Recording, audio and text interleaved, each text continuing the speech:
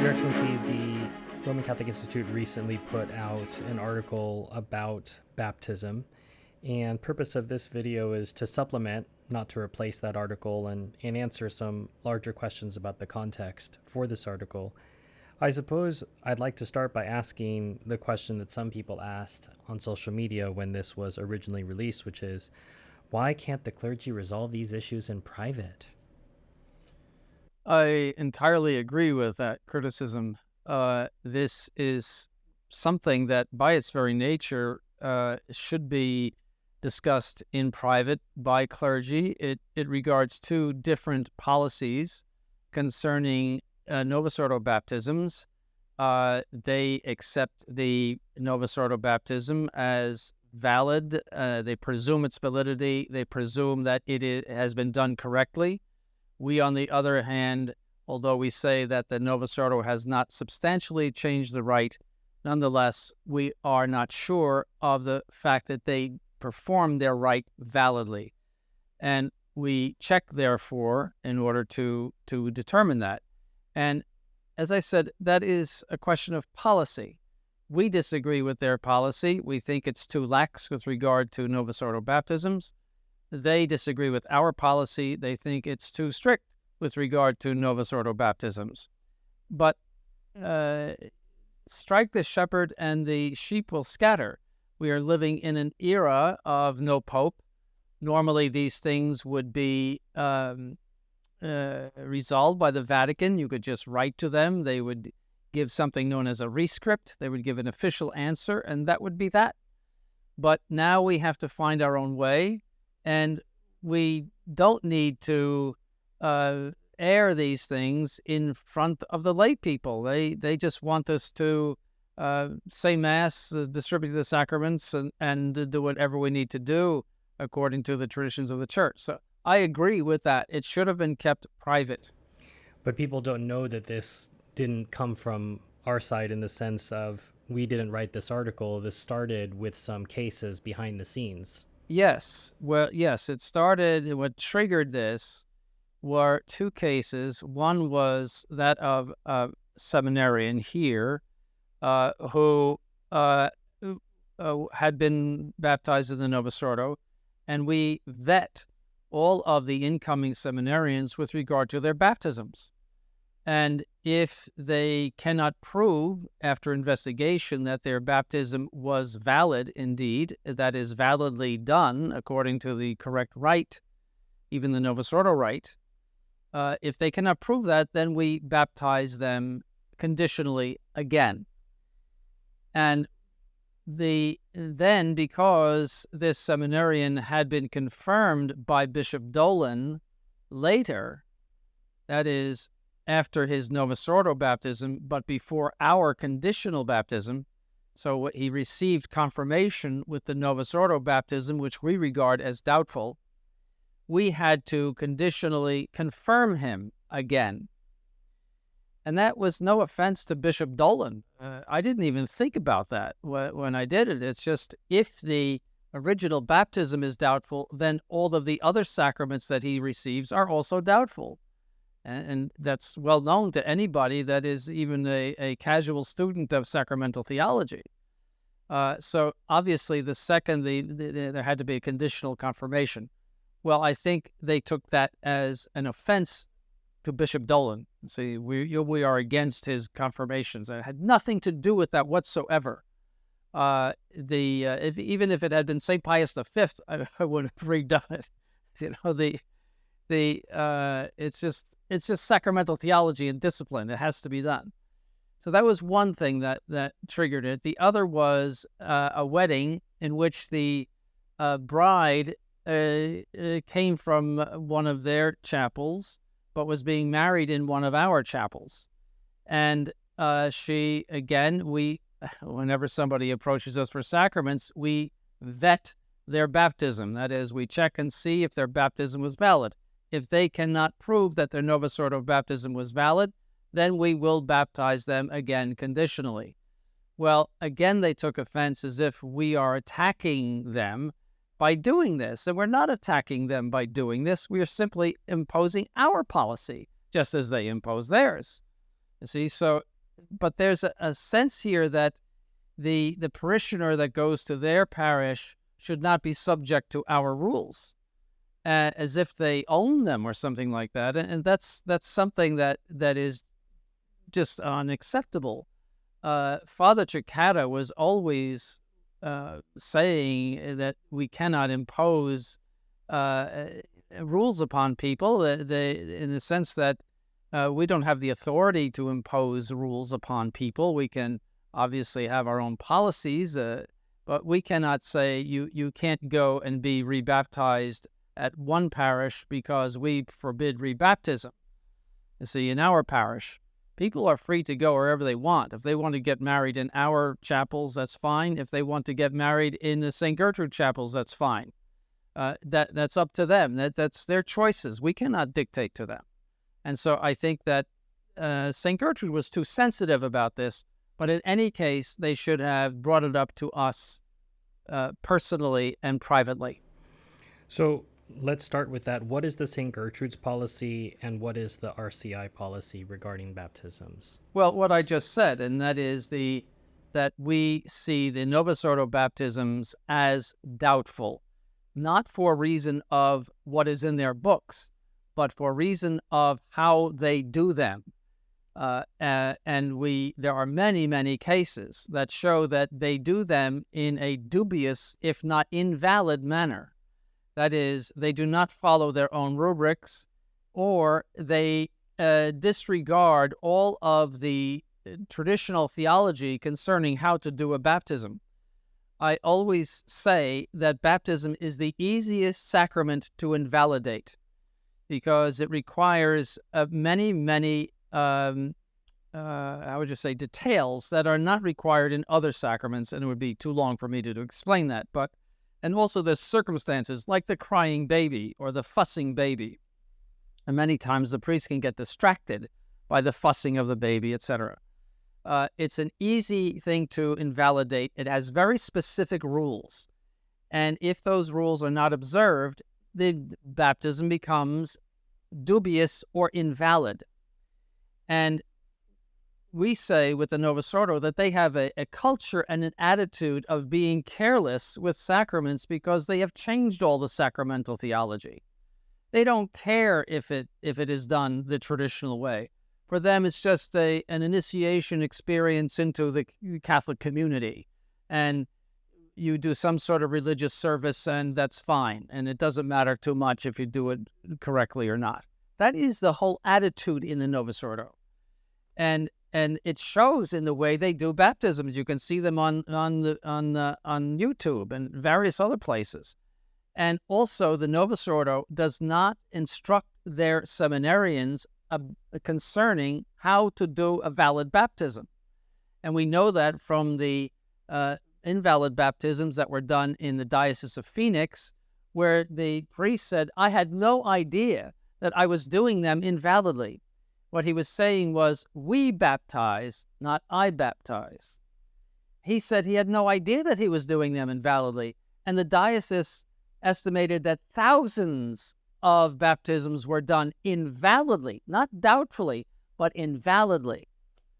And which is something because it's the Novus Ordo who just for them to say that, I was shocked. The Bishop of Phoenix has a somewhat conservative reputation. But he's still Novus Ordo, and the same thing for the Bishop of Detroit. He also, the Archbishop of Detroit, he found the same thing. The deacon, there was a deacon from the mid-'80s saying, we baptize. And they estimated 800 baptisms were done invalidly. Now, that is not merely anecdotal evidence, as Father Lateranta said. That is a disaster. And that raises grave doubts. How many others have not been found? If those are two cases in this country, what about the Cardinal Supich or these other liberal people that are as liberal as could be? They couldn't care less. This could be going on in every diocese of the country. So that's the reason why we investigate first. We don't rebaptize automatically. And the Vatican Decree of 1878 said that you had to investigate first and then baptize conditionally if you cannot prove the non-Catholic baptism to be valid, certainly. Well, and part of the challenge with the Novus Ordo, as you point out, Your Excellency, it's not just a carelessness. They also encourage improv effectively in their rubrics. Yes, and that's exactly what happened in both of those cases. We, the community, baptize, you see, and that's not in their books. But because the theology is this is an initiation to the Catholic community, so we, the whole community, baptize you. And that is not, in their theology, that's not an unfounded idea. That's not a crazy idea to do that, because, and they say that you should ad lib and put in your own comments.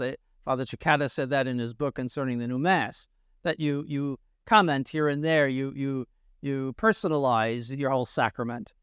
Well, I mean, if you have never been taught the theology of the sacraments the way it ought to be taught, you could easily fall into that error. And both the deacon and the priest fell into that error. How many others have fallen into that error that we don't know about? So why did you choose 1990, Your Excellency? Well, it was, I figured that this was a time when most of the traditionally trained priests from the 50s and early 60s were either dead or not functioning anymore. Secondly, it's when reports of invalid baptisms came in occasionally that I thought 1990 is probably a good date. It's somewhat arbitrary in the sense that you might, when I saw that the deacon went back into the mid-80s, I thought maybe we should go back into the mid-80s. It's very hard to put a date on it. I know of a congregation that uses 1969 as their date, and they do the same thing as we do, investigate and rebaptize if necessary, conditionally. They use 1969. I don't know their reasoning in that, but you could certainly argue about the date. But again, that is something that could be argued among priests. It doesn't have to be all aired in front of the lay people.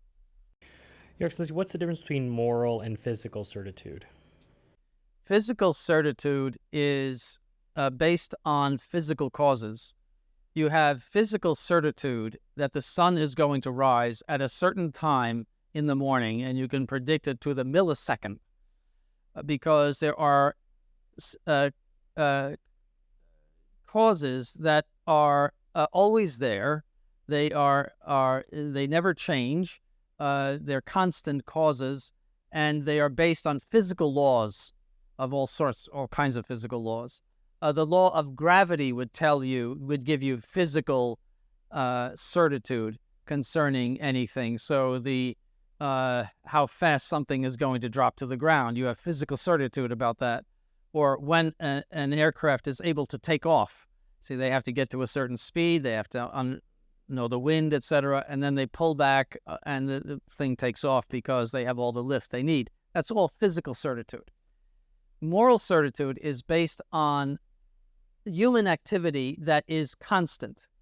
That is, for example, when you get onto an airplane, you have moral certitude that you are going to arrive at your destination.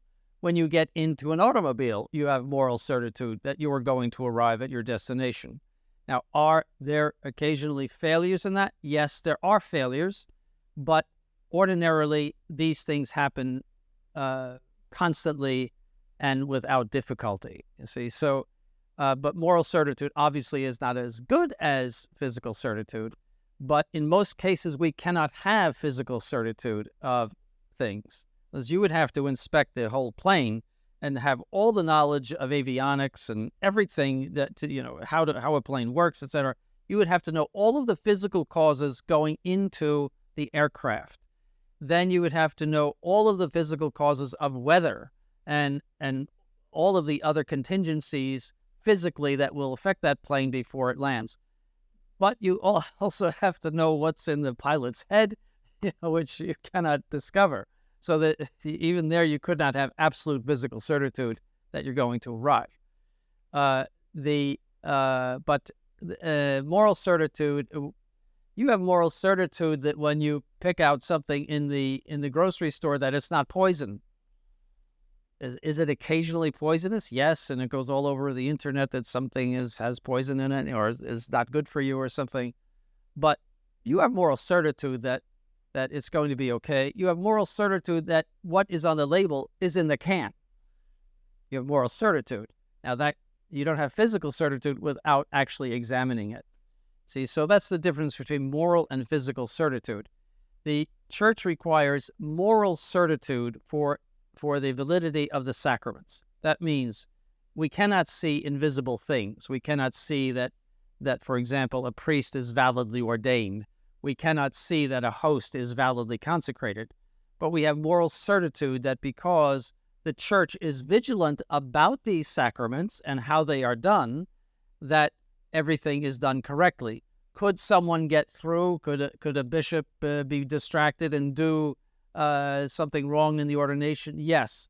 Could a priest be distracted and mess up the consecration? Yes, that's possible, but it is not the ordinary course of events in the sacraments. What about the difference between positive and negative doubt? Well, positive doubt is doubt based on real reasons, good reasons. Negative doubt is based on just stupid reasons, scruples or bagatelles, in the sense that things that are really not important, that have no basis in reality, no basis in reason. So that's I didn't doubt. feel like it was valid. Yes, or a hunch or a suspicion that is not based on anything. See, or it just gave me a bad feeling or something like that. That's not sufficient. It has to be a positive doubt that is one based on reason or some experience in reality.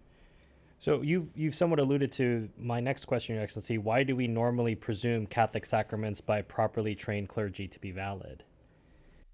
Because they are properly trained and they are therefore there's moral certitude that they are going to perform it correctly. Just as, going back, I'm very famous for airline analogies because I take planes all the time. You're morally certain that the airline has hired somebody that will fly that plane correctly. And they do. You see, but they have to go through flight school. They have to be also vetted by the airline, etc. And so you have to, you're morally certain that they know how to fly the plane. So the same thing is true of a priest who has been through traditional training, pre-Vatican II training, and good training. In a sense, not just some fly-by-night seminary, but where they have gone through many years of training and where, for example, we have a rubber baby that we get out and baptize in front of the students. And they all gather around. And Father Cicada used to do this, actually. And we would go through the rite and baptize the rubber baby, obviously, just as practice.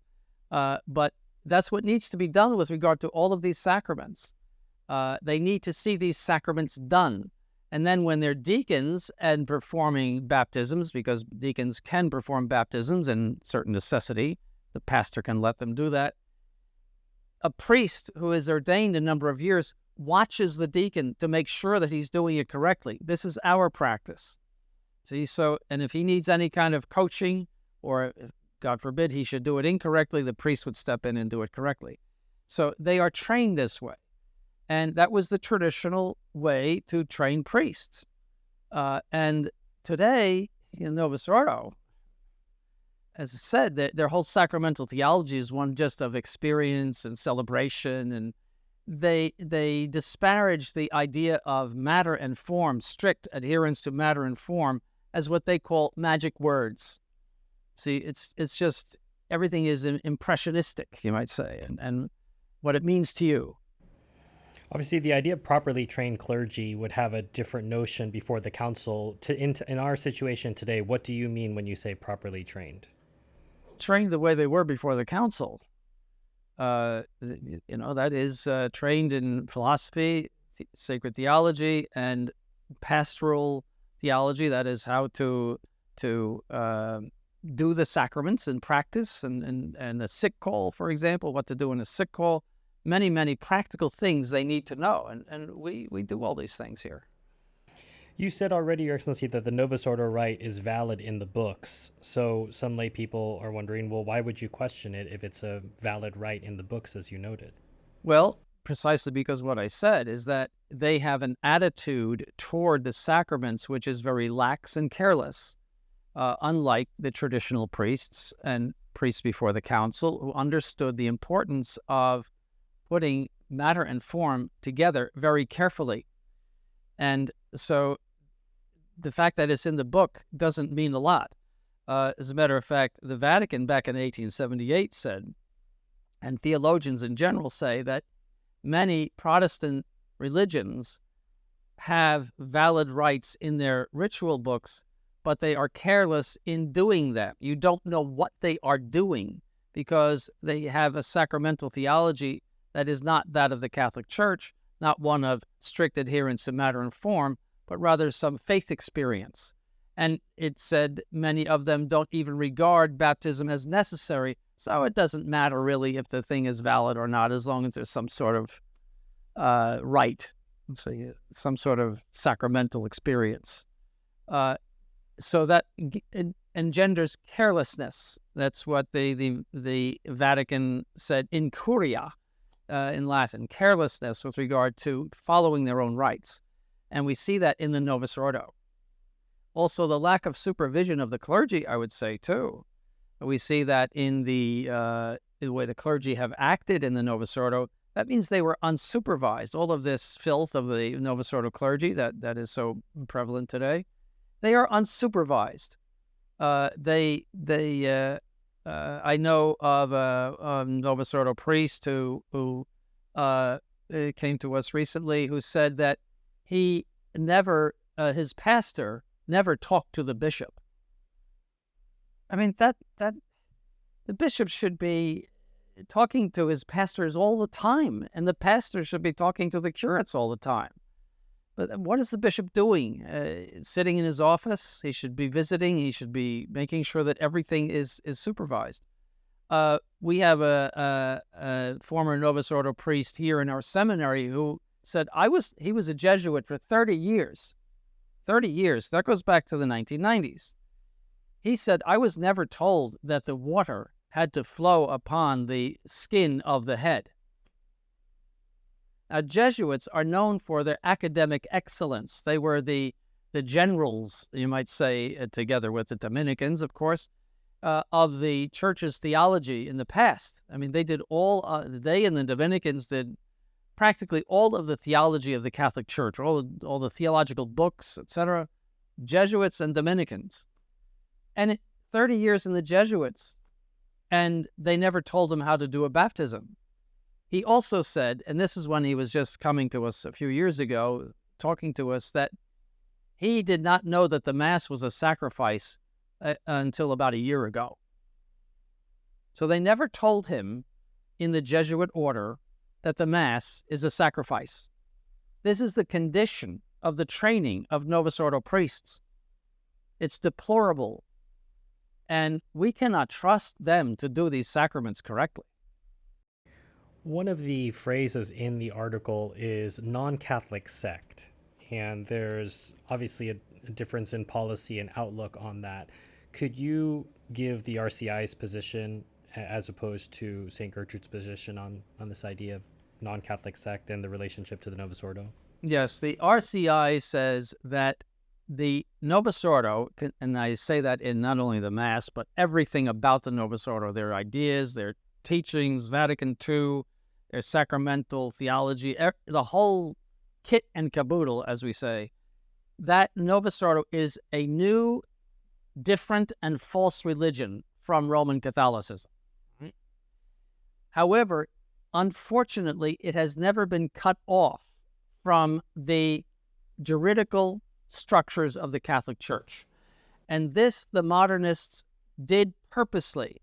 They said they would do it. They would infiltrate slowly the hierarchical positions of the Catholic Church, and with time, they would introduce this new Catholicism, this false religion, into the structures of the Catholic Church.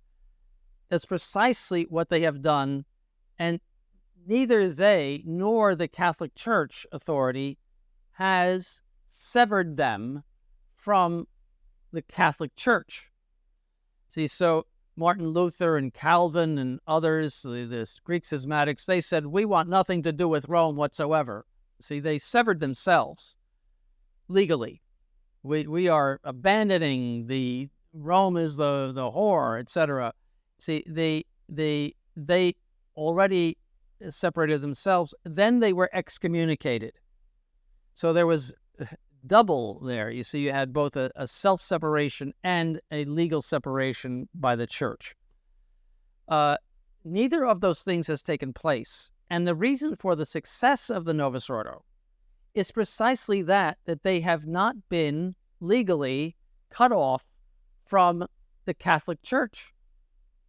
It's something like, again, back to the airplane, pilots who have been trained in the airline, coming in the uniform of the airplane, and then taking off and telling everybody that they're going to crash the airplane into a building in New York.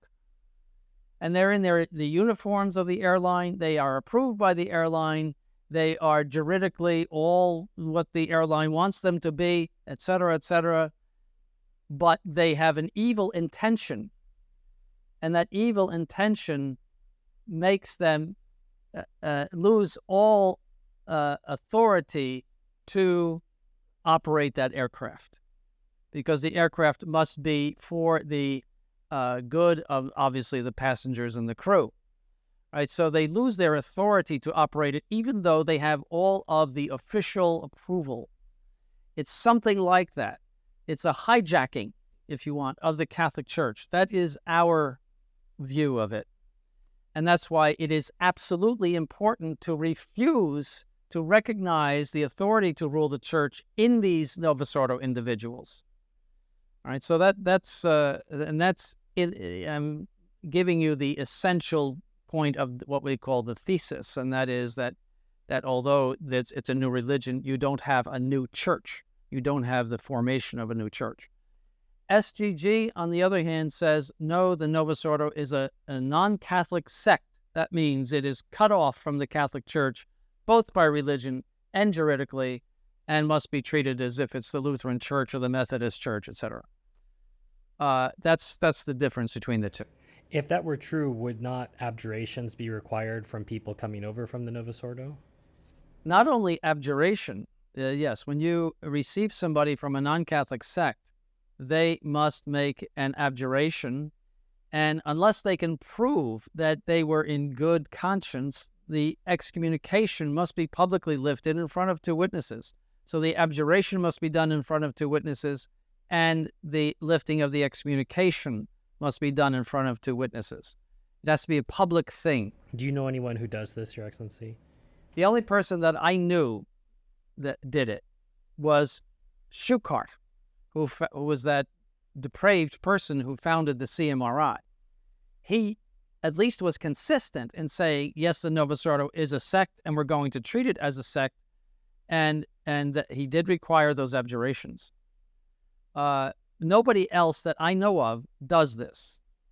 And also, another thing is that the Vatican specifically said that if someone comes from a non-Catholic sect, the baptism must be investigated, and where it cannot be proven as valid, it must be redone conditionally. They mentioned that. So I would say St. Gertrudes is in violation of that rule of the Vatican. If they consider that a non-Catholic sect, then they must do exactly what we do. So what is the proper way to baptize, Your Excellency? We don't have the baby with us. I can get the rubber baby if you want. The rule is that the water must flow, not merely touch, but flow upon the head of the person baptized, the skin of the head, not just the hair, but the skin of the head. That is a certainly valid baptism. What constitutes a dubious baptism is water flowing only on the hair or water flowing in other parts of the body besides the head. So as you can see, it's very specific in baptism. And so for adults, for example, it is not enough that they simply bow their head, but they have to look up toward the ceiling so that the priest can make the water pass over their forehead. So traditional priests always aim for the forehead of the baby, and in an adult, they make you look at the ceiling so that they can baptize and flow the water on your forehead. You had mentioned one of the objections was about the hair. Why is the hair invalid? And some faithful who were balding were happy to know that the integrity of their body was not violated by the loss of their hair. Yes, hair is not a living thing. It is not animated by the soul. So as I said, if you're in prison, they're going to shave off all of your hair, or if you go completely bald, or people who have cancer, for example, and typically in their treatments lose all their hair. It is not a living part of the body, and therefore it is not animated by the soul, and it can be lost without losing any kind of serious integrity of the body. See, whereas skin is an organ of the body, you can feel it when it is touched, etc. And you would, if you were flayed like Saint Bartholomew, you would lose a very important part of your body. You would die shortly afterwards. So that's why the Church insists on the skin and not merely the hair. I think one of the things that people might not be aware of, Your Excellency, is how close to home this hits for us. One of the clergy here, Father Patrizzi, had a video of his baptism, and because of the policy here, it was investigated. It turned out he wasn't validly baptized. The implication, of course, is if the RCI did not have this policy and had not investigated this invalid baptism, your ordination of him would have been invalid. Well, let me correct something that you said, though. His parents had the common sense to look at the video and say this was invalid. This was back in 1996, I believe. But imagine the people who don't have access to videos. Right, or don't have the common sense to know that, and not only common sense, but also theological sense. They sensed that there was something wrong with this baptism. What happened was the priest dunked him into water up to his neck, but the water never touched his head. You see, so the priest said the words, but it just did that. That is a doubtful baptism because it must touch the skin of the head. And that was clear from the video. And then his parents had him rebaptized, conditionally. And but if that had never been done, and if we had not vetted that baptism, he would be a doubtfully ordained priest.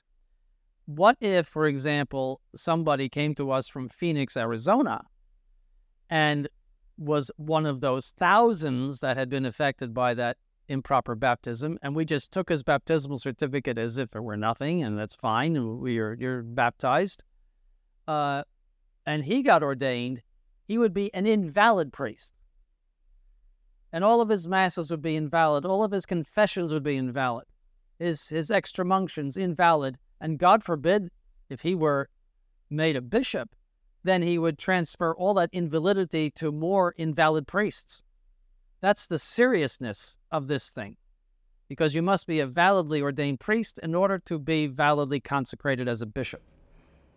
And I think that's one of the warning bells for me, Your Excellency, in reading this as a reminder. The Novus Ordo has recognized as invalid. This isn't, the rigorous the Holy Office. This is some diocese or the RCI office, right? No, this is all documented by by the diocese itself. And yes, they've read their books. They know that, and they even give the reason that I baptize. That you see, the priest acts in persona Christi. That means in the person of Christ. And not in the person of the community, in the person of Christ. So he must say I as if he were Christ.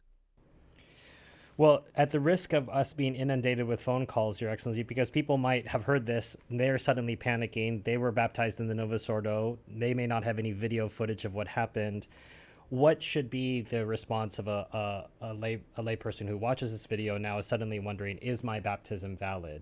What are the principles they need to keep in mind as they look at this? Well, as best they can, they need to find out about their baptism, and they can ask relatives, they can ask people who were there, parents, godparents, etc. Many times videos were done, and that's actually the best evidence. We had a seminarian come to us, and his parents had a video. Now he was baptized when he was 2 or 3, and maybe 2.5, and he had a lot of hair. And I saw the video of the baptism, and I said, "No, we're going to do this again," because it just went down over the hair. You see, so the videos are actually the best because people can make mistakes or be unclear after so many years. And if they cannot prove their baptism to be valid, then they should seek to be baptized again conditionally. Well, thank you for taking the time to give us more context for this article, Your Excellency. I would refer listeners to take a look at the article in its entirety and take His Excellency's advice. As always, Your Excellency, thank you for your time. Thank you.